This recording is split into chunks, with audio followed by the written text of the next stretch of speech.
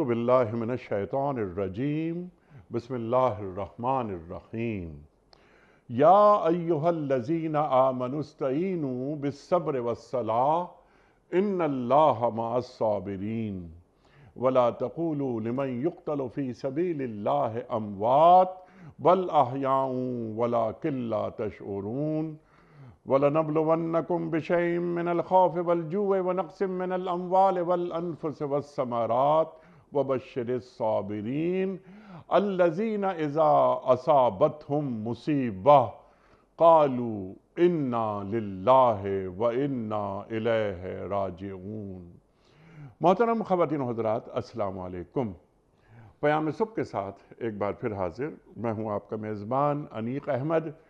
خواتین و حضرات، شہادت امام عالی مقام حضرت امام حسین علیہ السلام کے حوالے سے یہ خصوصی پروگرام ہم آپ کی خدمت میں پیش کر رہے ہیں۔ واقعہ کربلا کیا ہے؟ واقعہ کربلا سے ہمیں روشنی کس طرح ملتی ہے؟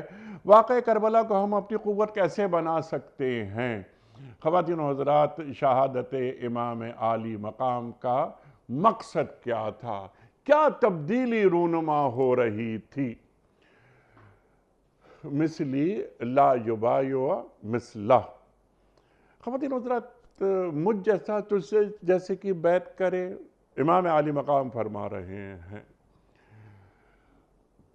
کربلا محض وقت گزارنے کے لیے چند ہم نے مصائب سن لیے، آنسو بہا لیے، وہ اتنا ہی کافی ہے؟ یا بقول اقبال کہ نکل کر خانقاہوں سے ادا کر رسم شبیری۔ یہ رسم شبیری کیا ہے؟ یعنی ایک ہے حسین اور ایک ہے حسینیت۔ تو حسینیت سے ہم نے کیا سیکھا؟ وقت کی جزیدیت سے نمٹنے کی کوئی حکمت عملی ہے؟ کہیں ایسا تو نہیں کہ عجیب تیری سیاست، عجیب تیرا نظام، حسین سے بھی مراسم، یزید کو بھی سلام۔ ایسا نہیں ہو سکتا، ایسا کبھی نہیں ہو سکتا۔ یزید تھا اور حسین ہے، اور حسین علیہ السلام قیامت تک رہیں گے۔ یہ ہے حق اور باطل کے درمیان فرق۔ خواتین و حضرات، واقعہ کربلا کے حوالے سے، شہادت امام عالی مقام حضرت امام حسین علیہ السلام کے حوالے سے ہم دو جید علماء سے گفتگو سنیں گے۔ تشریف فرما ہے محترم ڈاکٹر محسن نقوی صاحب۔ ڈاکٹر محسن نقوی صاحب ہمارے ملک کا ایک جانا مانا نام، کون آپ سے واقف نہیں، سابق ممبر اسلامی نظریاتی کونسل، پیام صبح کا لازمی جز، تشریف لا رہے ہیں طویل عرصے سے اور ہماری علمی کمی کو دور فرما دیتے ہیں۔ تشریف فرما ہے محترم مولانا شجاع الدین شیخ صاحب۔ خواتین و حضرات، شیخ صاحب بھی ہمارے ملک کا ایک مقبول اور محبوب نام۔ شاگرد خاص محترم ڈاکٹر اسرار احمد صاحب علیہ الرحمہ۔ محسن نقوی صاحب، آپ سے آغاز کرتے ہیں۔ ارشاد فرمائیے، پہلے تو ہم سمپل سوال رکھ رہے ہیں آپ کی خدمت میں کہ دین کا فلسفہ شہادت ہے کیا؟ بسم اللہ الرحمن الرحیم۔ پہلے تو اس سلسلے میں ایک بنیادی بات یہ سمجھ لینی چاہیے جی کہ اسلامی معاشرہ اور اسلامی اقدار جی اسلام کی روح سے افراد کے اوپر، چاہے وہ کتنی ہی بلند شخصیات ہوں، ان کے اوپر اسے ترجیح حاصل ہے کہ جب کسی کے سامنے دو باتیں آ جائیں کہ یا تو دین اور دینی معاشرہ اور اقدار اس کی جو ہیں وہ برقرار رہیں گی، زندہ رہیں گی، باقی رہیں گی، یا تمہاری جان باقی رہے گی۔ اللہ اکبر۔ تو اس میں جہاد نام ہے معاشرے کو اپنے اوپر ترجیح دے کر ان اقدار کے لیے اور ان چیزوں کے لیے جن کا بھی ذکر عرض کیا ان کے اوپر اپنی جان دے دینا اور اس کو کچھ نہ سمجھنا کہ یہ زیادہ امپورٹنٹ ہے، میری جان اگر اس کے لیے، اس کی بقا کے لیے چلی جائے تو یہی جذبہ شہادت ہے، اور جب یہ واقع ہو جائے تو اسے شہادت کہتے ہیں۔ سبحان اللہ، سبحان اللہ۔ گویا شہادت ایک عملی گواہی ہوتی ہے اس کی کہ اسلامی نظام، اسلامی اقدار، اسلامی معاشرہ فرد کے اوپر اہمیت رکھتا ہے۔ سبحان اس بات کی جب انسان اپنی جان سے گواہی دے دیتا ہے تو اسے شہادت کہتے ہیں۔ سبحان اللہ۔ اور یہ اتنی اہم چیز ہے کہ نبی پاک صلی اللہ علیہ وآلہ وسلم، ہماری جانیں ان پر قربان، انہوں نے فرمایا کہ 70 مرتبہ بھی میں جلایا جاؤں اور پھر شہید کیا جاؤں تو بھی اس کی حضور صلی اللہ علیہ وسلم تمنا فرماتے ہیں کہ کاش ایسا ہو۔ تو یہ کہ وہ تو کائنات کی سب سے بڑی ہستی تھی، سب سے بڑی ہستی ہیں، سبحان اللہ۔ تو وہ یہ فرما رہے ہیں، بتا رہے ہیں کہ دیکھو اسلام اٹ سیلف اور اس کے تعلیمات اور اس سے جو معاشرہ تشکیل پاتا ہے وہ تمہاری جان پہ ہمیشہ ترجیح رکھنا چاہیے۔ اور یہی مفہوم ہے حسین منی و انا من حسین کا، سبحان اللہ۔ کہ جب وہ وقت آئے گا کہ جب معاشرے کو افراد کی ضرورت پڑے، دین کو کی اقدار کو بحال رکھنے کے لیے، بچانے کے لیے انسانی جان کی ضرورت پڑے، تو حسین اسی طرح کھڑا ہوگا کہ جس وقت جیسے اس وقت معاشرے کو اس بچانے کے لیے، چاہے وہ بدر کا معرکہ ہو، چاہے احد کا معرکہ ہو، چاہے جنگ حنین اور موتا کی بات کر لیں، آپ کوئی بات کر لیں، تو اس میں جس طرح نبی پاک صلی اللہ علیہ وسلم پورے جذبے کے ساتھ جا رہے ہیں، قیادت فرما رہے ہیں، احد میں اپنے دانت بھی شہید کروا رہے ہیں، اپنے زخم بھی کھا رہے ہیں، لیکن یہ ہے کہ جو معاشرہ ہے، اللہ کا قائم کردہ دین ہے، اس کے نتیجے میں جو معاشرہ قائم ہوا ہے، وہ چاہے 700 افراد ہی صحیح جنگ احد میں اور جنگ بدر میں 313 ہی صحیح، تو قلت اور کثرت جو ہے وہ معنی نہیں رکھتی۔ اس گروہ کو جس کو اللہ نے یہ بصیرت دی ہے اسے معاشرے پہ قربان ہو جانا چاہیے اس کی بقا کے لیے۔ یہ شہادت کا یہ شہادت کا مفہوم ہے، اور جو اس میں جان دے دیتا ہے وہ شہید کہلاتا ہے۔ اور کیونکہ مقصد تا قیامت قائم رہے گا، لہٰذا وہ شہید بھی مردہ نہیں ہے، کہ آپ نے آیہ مبارکہ تلاوت فرمائی کہ اس کو مردہ نہیں سمجھو، کیونکہ وہ تو مقصد کے ساتھ ساتھ زندہ ہے، مقصد اس کے ساتھ زندہ ہے، وہ مقصد کے ساتھ زندہ ہے۔ مقصد مرا تو وہ مرے گا، نہ مقصد مرے گا جس کے لیے جان دی، نہ یہ مرے گا۔ تو یہ شہید کا اور شہادت کا اور اس کی ابدی زندگی کا جو مفہوم ہے وہ اس کا ایک پہلو جو ہے سبحان اللہ، سبحان اللہ۔ شیخ صاحب میری جان، دین کی عظمت کے سامنے کچھ بھی نہیں ہے۔ دین کی عظمت یعنی یہ ایک اللہ کے نام کی سربلندی، وہ میرے پیش نظر ہے، تو اے اللہ میری جان، اس کا نذرانہ یہ کچھ بھی نہیں۔ اللہ اکبر، اللہ اکبر۔ نقوی صاحب فرما رہے تھے کہ شہید اپنی جان دے دیتا ہے اور ابدالآباد تک وہ زندہ ہے۔ اس میں ایک بات اور ہم ذرا سا عرض کرنا چاہیں گے آپ کی اجازت سے، کہ شہید اپنی جان دے کر اپنے دشمن کو ہمیشہ کے لیے مار دیتا ہے۔ اللہ اکبر، اللہ اکبر۔ اسی لیے میں نے انٹرو میں ایک بات کہی تھی کہ حسین ہیں، یزید تھا، فرق بالکل واضح ہو گیا۔ جی جناب۔ جزاک اللہ خیر۔ بسم اللہ الرحمن الرحیم۔ اللہم صلی علی محمد وعلی آل محمد وبارک وسلم۔ ڈاکٹر صاحب نے بڑی خوبصورتی کے ساتھ تصور شہادت یا فریضہ شہادت کا بھی تذکرہ فرمایا، اور جو اس فریضہ شہادت کو ادا کرنے میں جان تک کا نذرانہ پیش کر دے وہ بتمام و کمال شہید قرار پاتا ہے۔ سبحان اللہ۔ ڈاکٹر صاحب کسی بات کو تھوڑا سا آگے بڑھاتے ہوئے جن آیات کی تلاوت کی گئی اس کا تھوڑا سا اگر پچھلی آیات کے ساتھ ربط دیکھ لیں تو امت مسلمہ کو تو شہادت کے فریضے پر فائز کیا گیا ہے۔ آپ نے آیات تلاوت کی، مشہور آیات ہیں، سورۃ البقرہ کی آیت نمبر 153، 154، 155 آپ نے تلاوت کی۔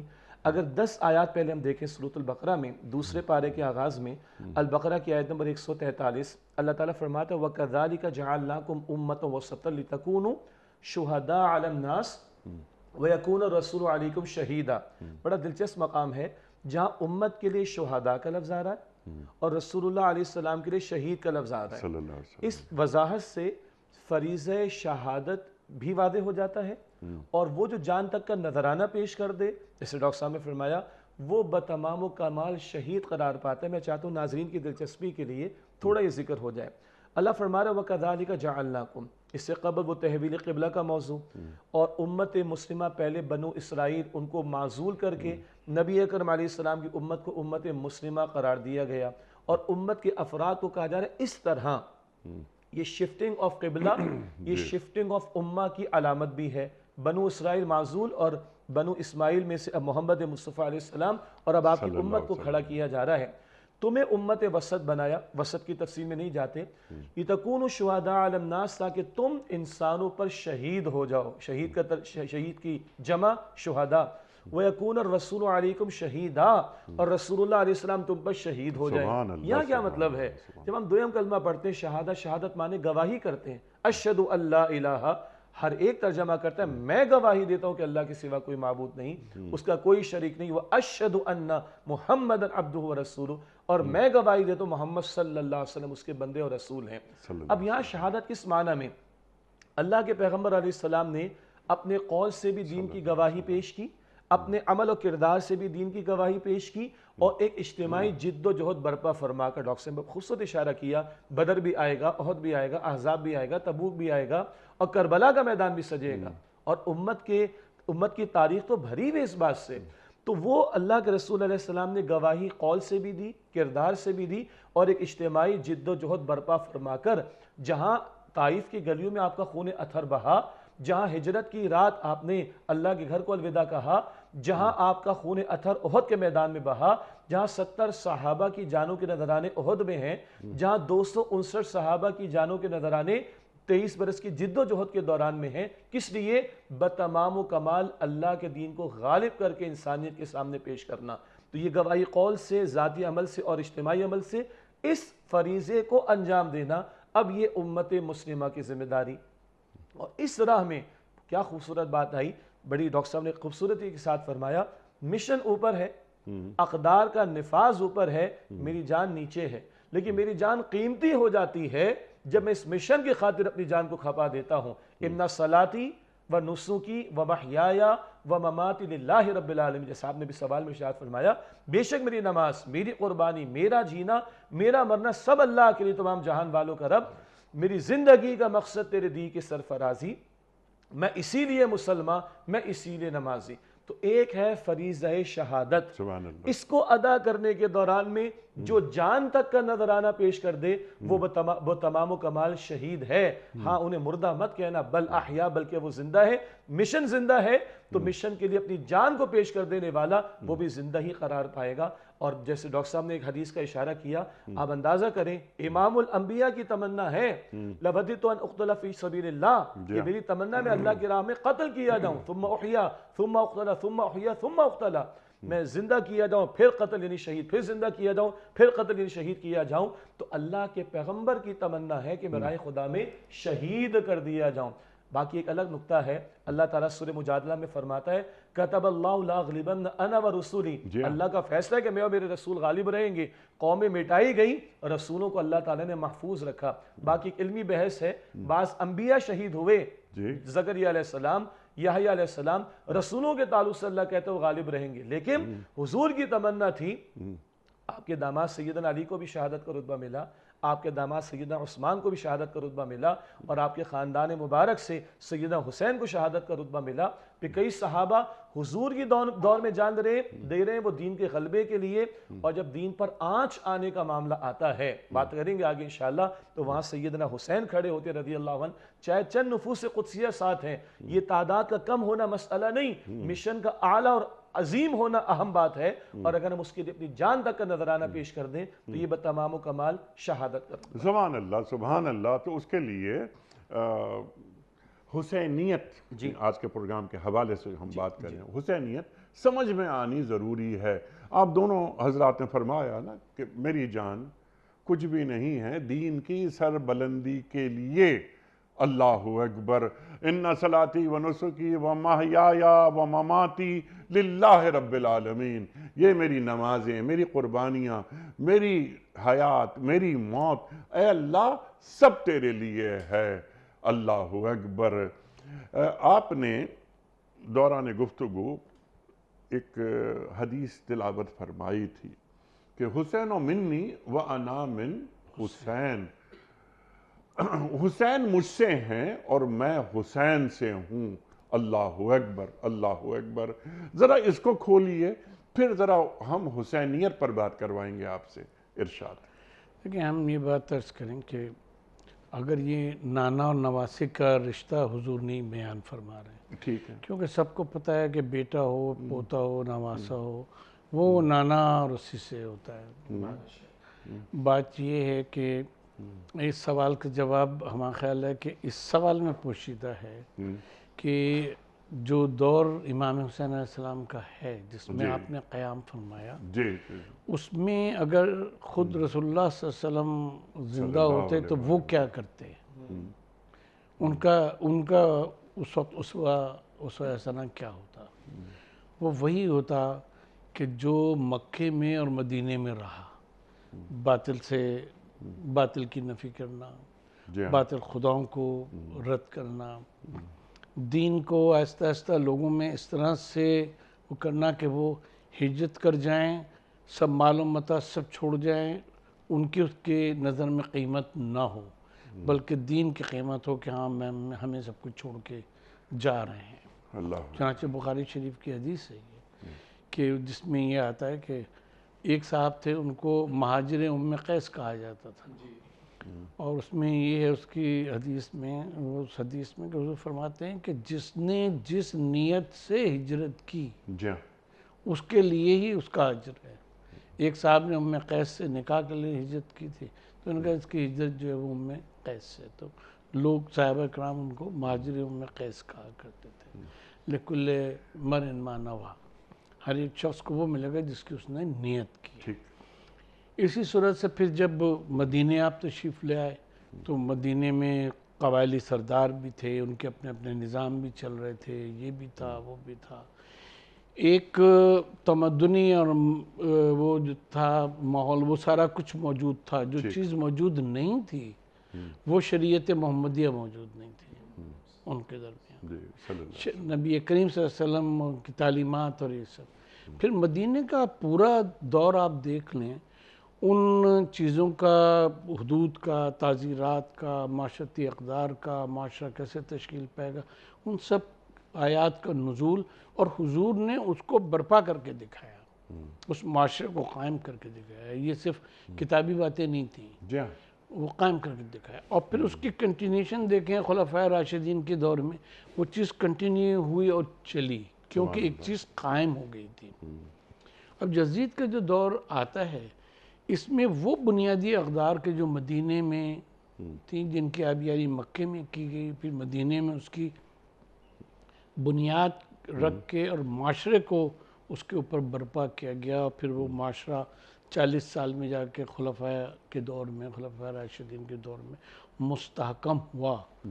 اگر لفظ یزید کو، عمر ابن سعد کو، ابن زیاد کو بیچ سے نکال دیں آپ اور اس معاشرے کا تجزیہ کریں، تو وہ بلا شبہ تاریخی طور پہ کسی طرح سے بھی مدنی معاشرے کا، کہ جو حضور نے قائم فرمایا تھا اور پھر صحابہ نے اس کو برقرار رکھا، اس کا نمونہ نہیں تھا، بلکہ بالکل ہی تبدیل ہو گئی تھی ہر چیز۔ یہاں تک کہ وہ جو ایک اصول طے ہوا تھا کہ جب تک عامت الناس بیعت نہیں کریں گے، بیعت مقرر نہیں ہوگی، خلیفہ مقرر نہیں ہو سکتا۔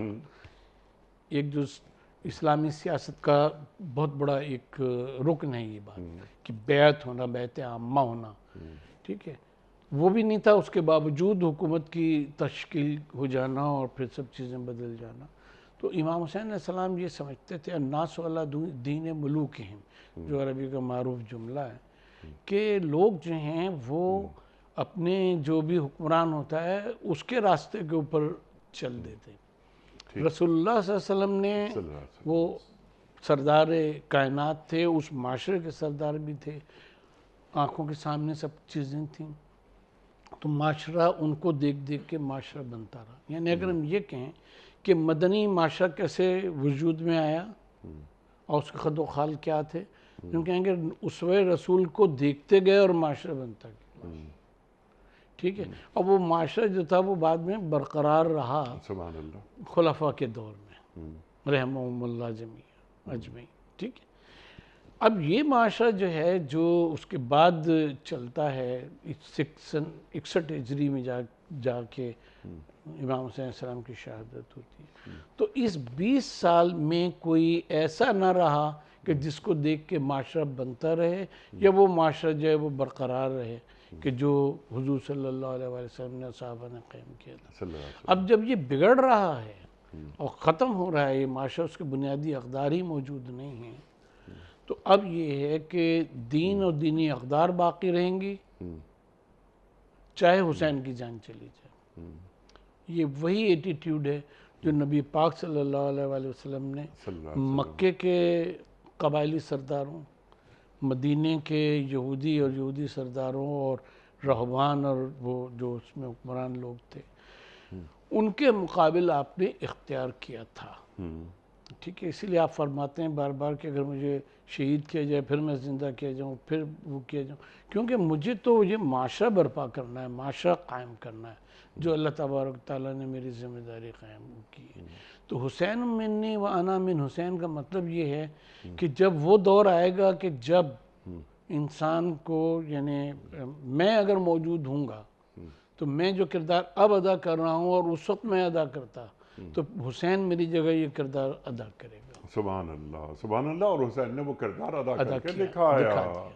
اللہ اکبر. اب ذکر ہو رہا ہے امام عالی مقام کا. اقبال نے بڑے اشعار امام عالی مقام پر تحریر فرمائے. ایک مصرع اتنا بڑا مصرع ہے کہ رمز قرآن از حسین آموختین. قرآن کریم کے رموز میں نے امام حسین علیہ السلام سے سیکھے.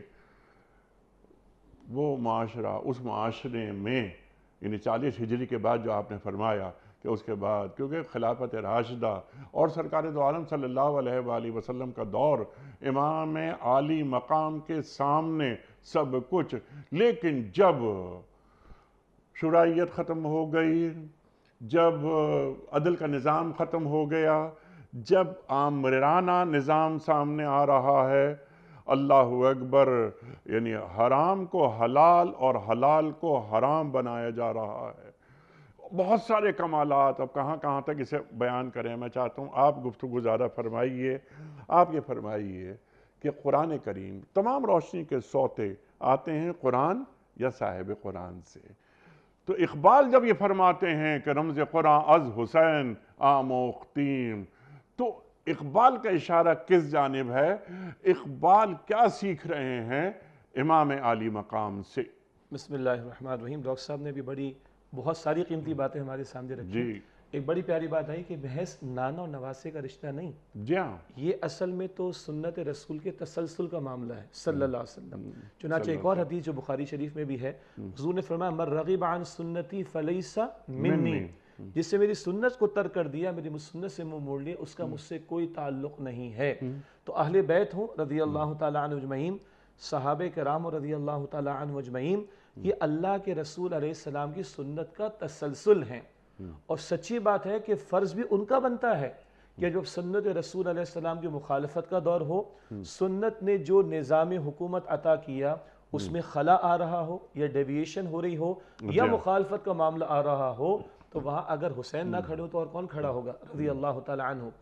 اسی طریقے پر ابھی جیسے کہ آپ نے اقبال کے شعر کا ذکر کیا تو مجھے یاد آیا اللہ کے رسول علیہ السلام نے حجۃ الوداع کے موقع پر فرمایا کہ میں تمہارے درمیان دو چیزیں چھوڑے جا رہا ہوں، ایک اللہ کی کتاب اور ایک میری سنت. یہ روایت کئی اعتبارات سے آتی ہے اور ہم سمجھتے ہیں کہ پورے عدل کے ساتھ ہم اس کو بیان کرنا چاہیے. اللہ کے رسول نے یہ بھی فرمایا کہ میں اللہ کی کتاب اور اپنی سنت کو تمہارے درمیان چھوڑے جا رہا ہوں. اللہ کے رسول نے یہ فرمایا کہ میں اللہ کی کتاب اور اپنی عطرت کو تمہارے درمیان چھوڑے جا رہا ہوں. تو اللہ کے پیغمبر اور اللہ کے پیغمبر کے اہل بیت رضی اللہ تعالی عنہم اجمعین.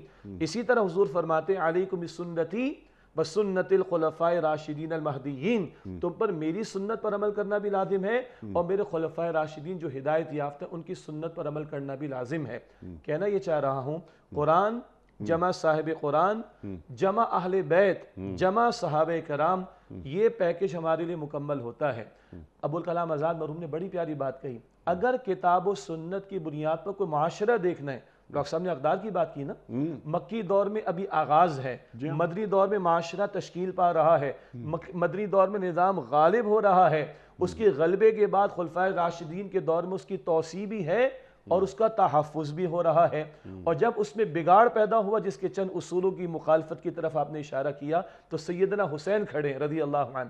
خوبصورت بات کیا، ابوالکلام آزاد کہتے ہیں اگر کتاب و سنت کی بنیاد پر معاشرہ دیکھنا چاہو تو صحابہ کرام کے مجمع میں جا کر ذانوِ تلمس طے کرنا پڑیں گے۔ میں ذرا ایڈ کر رہا ہوں، اصحاب رسول کو، اہل بیت کو، صحابہ کرام کو دیکھنا ہوگا۔ قرآن کیا ہے؟ عائشہ فرماتی ہے نا رضی اللہ تعالیٰ عنہ، کانا خلقہ القرآن، حضور کی زندگی، حضور کی اقدار، حضور کی اخلاق قرآن ہے۔ اب قرآن جمع صاحب قرآن صلی اللہ علیہ وسلم نے کیا جماعت مجھے اور آپ کو دی ہے، کیا معاشرہ مجھے اور آپ کو دیا ہے، کیا نظام مجھے اور آپ کو دیا ہے، وہ صحابہ کے یہاں جا کر ملے گا، وہ اہل بیت کے یہاں جا کر ملے گا اور ان کی جد و جہد کے مقاصد میں ملے گا۔ کیا خوبصورت بات آپ نے بیان فرمائی سیدنا حسین کے تعلق سے رضی اللہ عنہ، اور یہ بات ان کے خطبات میں بھی موجود ہے، نہ کوئی مال غنیمت کا مسئلہ، نہ کوئی کشور کشائی کا معاملہ۔ بھائی اللہ کے رسول فرما گئے علیہ السلام، تم میں سے جو منکر کو دیکھ کے اپنے ہاتھ سے بدل دے، مسلم کی روایت مشہور ہے، ہاتھ کی طاقت نہیں زبان سے بدلے، زبان کی طاقت نہیں دل میں برا جانے، یہ تو معروف روایت ہے مسلم شریف کی۔ ایک اور مقام پر ذکر آتا ہے، یہ سیدنا ابوبکر صدیق رضی اللہ تعالیٰ عنہ نے اپنے دور میں پیدا ہونے والی غلط فہمی کے موقع پر بھی کوٹ کی حدیث مبارک جامع ترمذی کی، اور سیدنا حسین رضی اللہ تعالیٰ عنہ کے خطبات میں بھی، تم لازماً نیکی کا حکم دو گے، تم لازماً بدی سے روکو گے، اور اگر تم نے فریضہ انجام نہ دیا تو اندیشہ ہے کہ تم پر اللہ کا عذاب آئے گا، پھر تم دعائیں کرو گے، تمہاری دعائیں قبول نہیں ہوں گی۔ کسی موقع پر فرماتے ہیں خطبات کے دوران میں کہ وقت آ گیا کہ باطل کے مقابلے میں کھڑا ہوا جائے، اگر ظلم کو دیکھ کر خاموشی اختیار کی جا رہی اور ظلم کے خلاف آواز بلند کرنے کی کوشش نہیں کی جا رہی، یہ خود اپنی جگہ ظلم ہے۔ جرم کے خلاف اگر آواز بلند نہیں کی جا رہی، یہ اپنی جگہ ایک جرم ہے۔ پھر انہوں نے وہ باتیں گنوائی جن میں سے کچھ کا آپ نے ذکر کیا۔ اللہ کے پیغمبر علیہ السلام، صحابہ کرام رضی اللہ تعالیٰ عنہ اجمعین، خلفائے راشدین رضی اللہ تعالیٰ عنہ اجمعین کیا نظام دے کے گئے؟ ان الحکم الا للہ، حاکمیت اللہ کے لیے ہے جی۔ وَأَمْرُهُمْ شُورَى بَيْنَهُمْ، مسلمانوں کے باہمی معاملات باہمی مشورے سے طے ہوں گے۔ اسی طریقے پر خلافت کا تصور ہے، اللہ تعالیٰ کی نمائندگی کا تصور ہے، اپنی ذاتی خواہشات کو قانون بنانے کا تصور موجود نہیں۔ بیت المال کا تصور امانت کا ہے، وہ ذاتی جاگیر نہیں ہے۔ حلال حرام کے فیصلے اللہ نے کر دیے، اللہ کے پیغمبر علیہ السلام نے کر دیے، یأمرهم بالمعروف وینہاہم عن المنکر وَيُحِلُّ لَهُمُ الطَّيِّبَاتِ وَيُحَرِّمُ عَلَيْهِمُ الْخَبَائِثِ۔ حضور فرما گئے حلال حرام کے فیصلے، اب کسی اور کا اختیار نہیں کہ حلت اور حرمت کے وہ فیصلے کرنا شروع کر دے۔ تو یہ اقدار جو دین نے عطا کی، جن پر حضور نظام دے گئے، جن پر خلفائے راشدین نظام دے گئے، جب یہاں سے اب ڈیوییشن شروع ہو رہا ہے، جب یہاں سے اب اس کی خلاف ورزی شروع ہو رہی، اور نگاہ بڑی دور رس تھی، بلکہ مجھے یاد آ رہا ہے کہ ہم اور ڈاکٹر صاحب بہت پہلے ایک یونیورسٹی میں تھے، تو ڈاکٹر صاحب نے بڑی اچھی میری ایک تصریح فرمائی تھی کہ ابھی تو ڈیوییشن شروع ہو رہا ہے، لیکن ذرا کسی کو ہلکی سی بات محسوس ہوتی ہے، لیکن دورس نگاہ کہاں تک دیکھتی ہے۔ آج آپ جا رہے ایک ہائی وے کے اوپر اور غلط آپ نے ایک موڑ لیا تو فوراً شروع میں تو آپ کو ہائی وے نظر آتی ہے، لیکن غلط موڑ پر آپ جتنا آگے جاتے جاتے ہیں وہ ہائی وے نکل جاتی ہے۔ آج اگر اس ڈیوییشن کا نہ روکا گیا، آج اس پر بند باندھنے کی کوشش نہ کی گئی، تو کل صراط مستقیم نگاہوں کے سامنے بھی نہیں رہے گا۔ یہاں کھڑے ہوئے سیدنا حسین رضی اللہ تعالیٰ عنہ کہ وہ نظام جو حضور دے گا علیہ السلام، اور وہ برکات نظام کی جو خلفاء راشدین کے دور میں اور جو اصول حکمرانی ملتے ہیں وہاں سے کتاب و سنت سے اور خلفاء راشدین سے، جب ان کی مخالفت شروع ہو رہی ہے تو یہاں بند باندھنے کے لیے کھڑے ہوئے، اور دورس نگاہ تھی اگر آج بند نہ باندھا گیا تو صراط مستقیم سے ہی دوری کا معاملہ ہو جائے گا۔ اللہ اکبر، اللہ اکبر۔ تا سریا میروت دیوار کج، اللہ اکبر۔ حسین علیہ السلام کو اس وقت کھڑا ہونا تھا، ایسا نہیں کہ یہ دیوار میں جو ٹیڑھ ہے یہ آسمان تک چلی جائے۔ اللہ اکبر، اللہ اکبر۔ ارشاد ڈاکٹر صاحب۔ کہ بنیادی بات مولانا صاحب نے فرمائی، شیخ صاحب نے، کہ ہماری تھوڑی باتوں کی تشریح بھی ہو گئی اس میں، کہ اصل چیز یہی ہے کہ وہ جو معاشرہ قائم ہوا ہے وہ اپنی تمام اقدار کے ساتھ جو ہے وہ باقی رہنا چاہیے۔ اب دیکھیں علامہ اقبال کا یہ جو مصرع ہے نا، رمز قرآن جی از حسین آموختین، ٹھیک ہے۔ اب اس میں قرآن کی جگہ کوئی اور بات لفظ کیوں نہیں ہے علامہ آ ہی اقبال نہیں نے؟ سکتا۔ نہیں لگایا کیوں نہیں؟ آ نہیں سکتا تو یہ تو ہم کہہ رہے ہیں کہ وہ نہیں آ سکتا۔ دیکھیں قرآن بنیادی طور کے اوپر ایک مکمل ضابطۂ حیات ہے، اور رسول اللہ صلی اللہ علیہ وآلہ وسلم ان کے اسوے اور ان کے حدیث کے اوپر ایمان بھی جزو قرآن ہی ہے، جی ہاں، ٹھیک ہے۔ لہٰذا قرآن کہہ کر انہوں نے دین کی جو بنیادی دو سورسز ہیں، یعنی خود کلام الہی جی اور پھر نبی پاک صلی اللہ علیہ وآلہ وسلم کی ذات اور ان کی حدیث اور اسوہ حسنہ، اس کو لفظ قرآن میں انہوں نے سمیٹ دیا۔ اب سوال یہ پیدا ہوتا ہے کہ یہ چیزیں یہ معاشرے میں آئی تھیں یا ہوا میں معلق تھیں؟ یہ دین کبھی بھی، خاص طور پہ دین اسلام، یہ معاشرے میں معاشرے کے لیے آیا اور اس کو تبدیل کیا، ٹھیک ہے۔ اب ظاہر ہے کہ ہر نظام کی طرح سے لوگوں کی اور باطل کی خاص طور پہ خواہش ہوتی ہے کہ اس میں ایسی تبدیلیاں لائی جائیں کہ وہ اپنی نام باقی رہ گئی، رسم اعضاء روح بلالی نہ رہی، اس میں سے روح بلالی نکال لو، جی ہاں، ٹھیک ہے۔ تو اس وقت پھر دین کی حفاظت کا، دین کے کہنا چاہیے دفاع کا کوئی نظام جو ہے وہ موجود ہونا چاہیے۔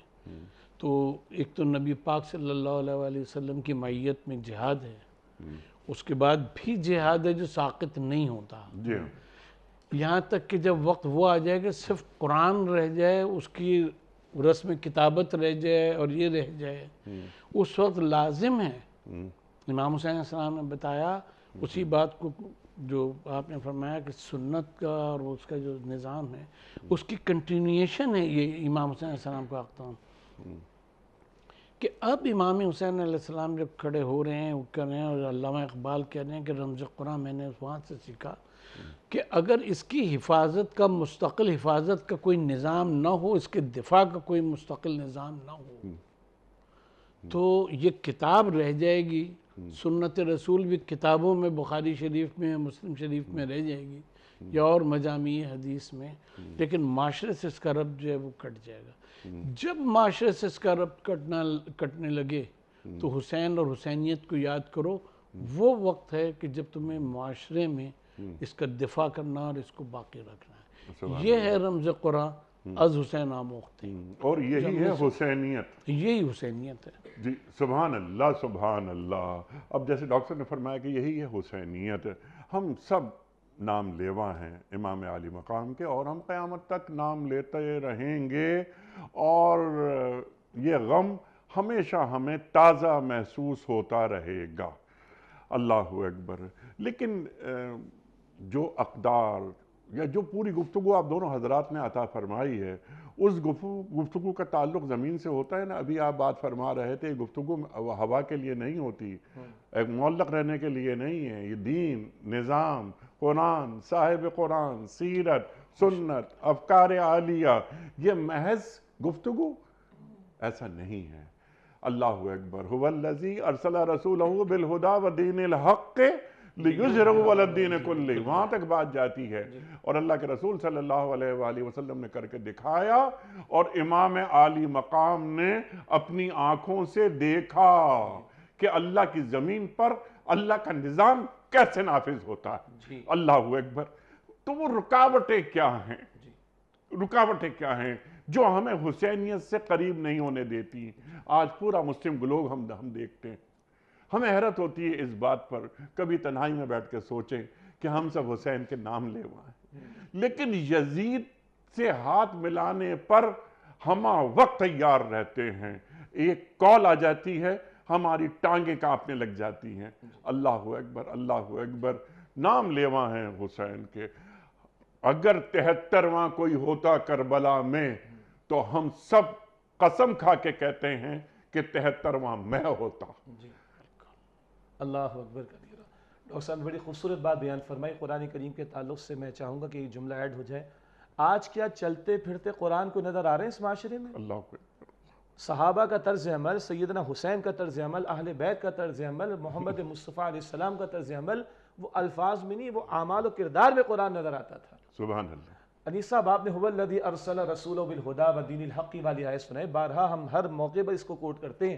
کیا مشن تھا محمد مصطفیٰ علیہ السلام کا؟ بس قرآن پڑھے جاؤ، قرآن کریم کی تکمیل ہو جائے، مٹھائیاں تقسیم کر دو، ماہ رمضان میں قرآن کے 6 مرتبہ تکمیل ہو جائے، نہ قرآن کا مفہوم معلوم ہو، نہ قرآن ہمارے دل میں اترے، نہ قرآن ہمارے لیے کوئی اہمیت کا حامل ہو کہ جیسے دنیا جہاں کی کوالیفیکیشن کے لیے اپنی شب و روز لگاتے ہیں، اپنے بچوں پر لاکھوں کروڑوں لگا رہے ہیں، قرآن کے فہم کے لیے کتنا لگا رہے ہیں۔ کربلا کے واقعات ہم سن تو لیتے ہیں، اسی کربلا میں حسین نے نماز نہیں ترک کی ہے، اللہ اکبر، حالت سجدہ میں شہادت کے معاملے ہو رہے ہیں، وہاں بیبیوں نے، پاکیزہ بیبیوں نے پردے کو ترک نہیں کیا ہے۔ اللہ اکبر۔ آج ہم نام لیوا ہیں اور عام معمول کے حالات کے اندر پردے کی دھجیاں ہم بکھیرتے ہیں، نمازوں کو ہم ضائع کرتے ہیں۔ اللہ اکبر کبیرہ۔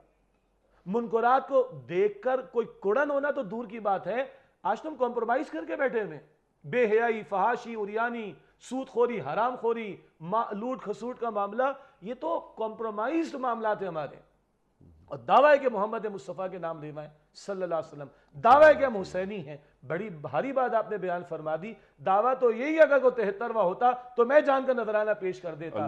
آج میں اپنے بستر کو بھی چھوڑنے کو تیار ہوں۔ حسین نے تو کربلا میں نماز کو نہیں چھوڑا رضی اللہ تعالیٰ عنہ۔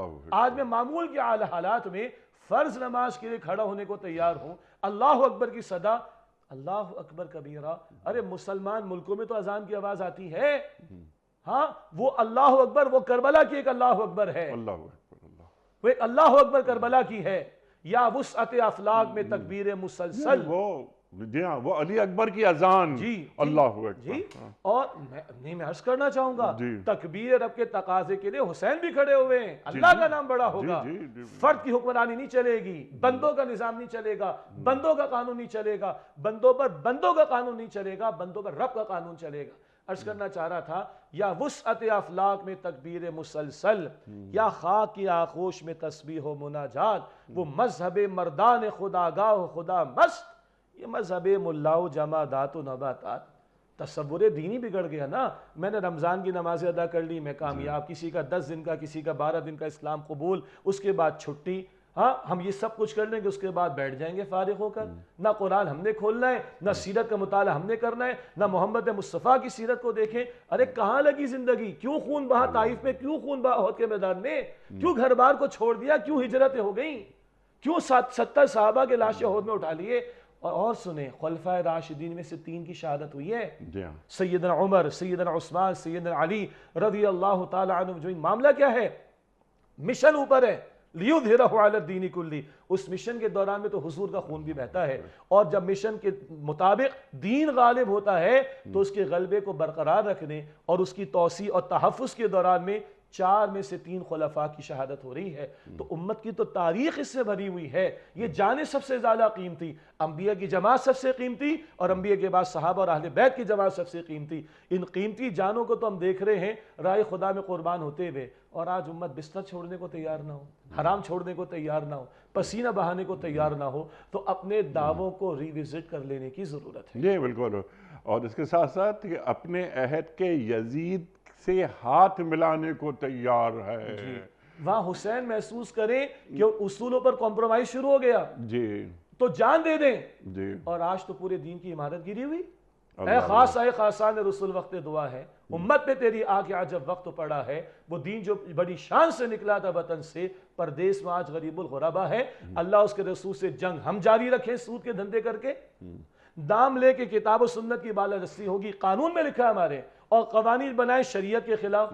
50 سال کی تاریخ کی قانونی جنگ کے بعد بھی سود کے خاتمے کے لیے وہیں کھڑے کہ اللہ تیرے ساتھ جنگ جاری رہے گی معاذ اللہ۔ تو آج تو پورے دین کی عمارت گری ہوئی ہے، تو سوچئے کتنا کھڑا ہونے کی ضرورت ہے، اور کتنا حسینیت اور سیدنا حسین کے اسوہ سے رہنمائی لے کر جان، مال، وقت کو غلبہ دین کی جد و جہد کے لیے لگانے کی ضرورت ہے۔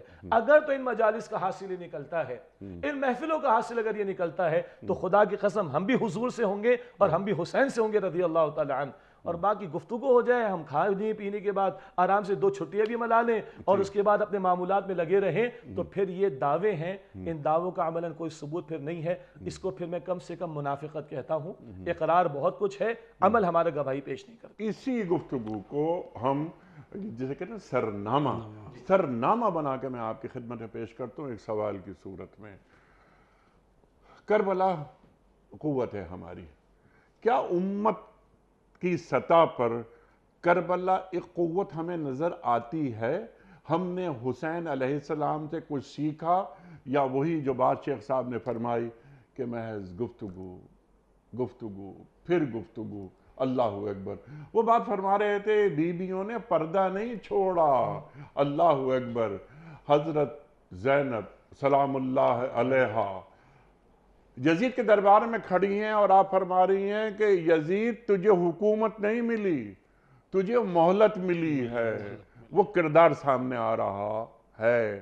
تو کیا یہ صحیفہ سجادیہ لوگوں کو معلوم ہے کہ کیا دعائیں مانگی ہیں جناب سجاد نے؟ یعنی ہم آگے بڑھ رہے ہیں. یہ کربلا قوت بنی نا, کربلا قوت بنی. اس کے بعد آج ہم محض نام لیوا ہیں, کربلا کو قوت ہم کیسے بنا سکتے ہیں؟ دیکھیے, ہم کہنا کچھ اور چاہ رہے تھے, آپ نے کچھ موضوع تو چھیڑا تو آپ جو بہت ہی کہنا چاہ رہے تھے زبردست ہے. پہلے وہ کہیں آپ. نہیں, اسی کے ساتھ ہی. جی دیکھیے, آج ہم 9 محرم میں ہیں, جی اور 9 محرم کا دن ایک لحاظ سے 10 محرم کے دن سے زیادہ اہم ہے. جو آپ نے بار بار فرمایا کہ ہم یزید سے بھی ہاتھ ملانے کو تیار ہیں. جی 9 محرم پورا جو گزرا ہے اس میں کتنی مرتبہ یہ موقع آیا ہے کہ امام حسین علیہ السلام جان رہے ہیں کہ لشکر پہ لشکر آ رہے ہیں, لشکر پہ لشکر آ رہے ہیں, اور ہم اتنے بڑے لشکر سے ہماری مختصر سی جماعت نہیں لڑ سکتے. لوگ بھی آ کے آپ کو مشورہ دے رہے ہیں, وہ کر رہے ہیں. اور وہی بات کہ اچھا یزید سے ہاتھ ملا لیے اور چل کے, بلکہ تو تاریخ میں ہے کہ یزید سے چل کے معاملات کو طے کر لیے. ابھی کربلا برپا نہیں ہوئی ہے عاشور کا. حسین کے پاس وقت ہے کل صبح تک کا, عاشور کی صبح تک کا, کہ وہ اگر چاہیں تو کہیں کہ ہاں ٹھیک ہے میں ہاتھ ملا لیتا ہوں, جا کے یزید سے براہ راست بات کر لوں گا. لیکن یہاں یزید سامنے نہیں ہے, نظام سامنے ہے. حسین کے ساتھ ایک نظام ہے کہ یہ نظام اس نظام کے ساتھ ہاتھ ملا کے بات نہیں کر سکتا. سبحان اللہ, سبحان اللہ. لہٰذا اس پورے 24 گھنٹے کو امام حسین علیہ السلام ان کے نزدیک ضائع کرتے ہیں, ہمارے نزدیک یہ سبق ہمیں دیتے ہیں کہ تمہیں اپنے جانے کی کتنی وہ مہلت مل جائے. لیکن جب نظام کے ساتھ سامنے آ جاتا ہے, نظام مصطفیٰ کے سامنے کوئی دوسرا نظام آ جائے, تو تمہیں نظام کے ساتھ کھڑے رہنا ہے. اپنی جان بچانا جو تم اس وقت کر سکتے ہو نہیں ہے. اب دیکھیں, حضرت عباس کو شمر جو تھا رشتے میں ماموں تھا, وہ آتا ہے, وہ کہتا ہے آپ کے اور آپ تمہارے عباس تمہارے بھائیوں کو میں امان دیتا ہوں, تم لوگ اس در سے آ جاؤ. تو وہ کیا جواب دیتے ہیں؟ وہ کہتے ہیں کہ تم پر اور تمہاری امان کے اوپر لعنت ہو. ہم یہ دین کے نمائندوں کو چھوڑ کر, امام حسین کو چھوڑ کر میں تمہاری طرف کیسے جا سکتا ہوں اور کیسے تمہاری امان کو قبول کر سکتا ہوں؟ کیونکہ یہ افراد کا مقابلہ نہیں ہے, یہ جو 2 نظاموں کا مقابلہ ہے. ستیزہ کار رہا ہے ازل سے تا امروز, چراغ مصطفی سے شرار بو لہبی. اب آپ نے دربار کا ذکر کیا, ایک جملہ ہمیں کہنے دی جو بہت زیادہ آج کل سے ریلیونٹ ہے. یزید نے کہا اپنے دربار میں ایک خطیب کو کہ جاؤ ممبر پہ اور جا کے اور ہماری کچھ اچھائیاں بیان کرو, فضائل بیان کرو. وہ گیا, اس نے اپنے یزید کے فضائل اور یہ وہ ساری چیزیں بیان کرنا شروع کی. تھوڑی دیر کے بعد اس سے کہا کہ اچھا چلو اب اتر آؤ.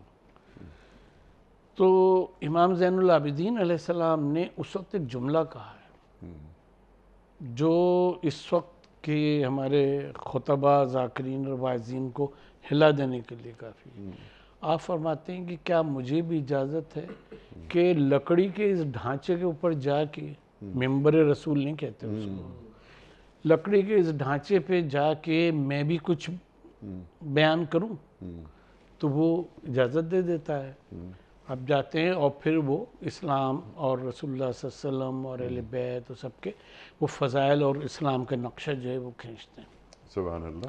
بتانا ہم یہ چاہ رہے ہیں سامعین کو، ناظرین کو، کہ ہر ممبر رسول نہیں ہوتا. سبحان اللہ. اگر اس پہ سے حق کی بات کی جائے تو وہ ممبر رسول ہوتا ہے، ورنہ وہ لکڑیوں کا ایک ڈھانچہ ہوتا ہے جس پہ یاوہ گوئی کرنے والا بھی بیٹھ سکتا ہے، باطل بیان کرنے والا بھی بیٹھ سکتا ہے، کوئی بھی بیٹھ سکتا ہے اس کے اوپر. تو یہ جو ممبر رسول ہے، جس کو ہم ممبر رسول کہتے ہیں، اس کو ممبر رسول ہونے کے اس کے کچھ تقاضے اور کچھ حقوق ہیں. ان کو ادا کرنا بھی واقع کربلا کے ہی ضمن میں انہوں نے ہمیں بتایا کہ کیا کیا جاتا ہے اور کیا اس کے حقوق ہیں، اس سے کیا بیان کرنا چاہیے اور کیا نہیں بیان کرنا چاہیے. یہ سب کربلا کا درس ہے کہ جو ہمیں ملتا ہے. سبحان اللہ، سبحان اللہ، سبحان اللہ.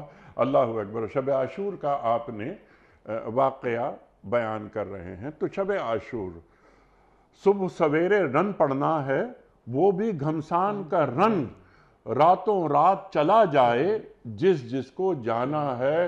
امام چراغ بجھا دیتے ہیں، چلے جاؤ تم.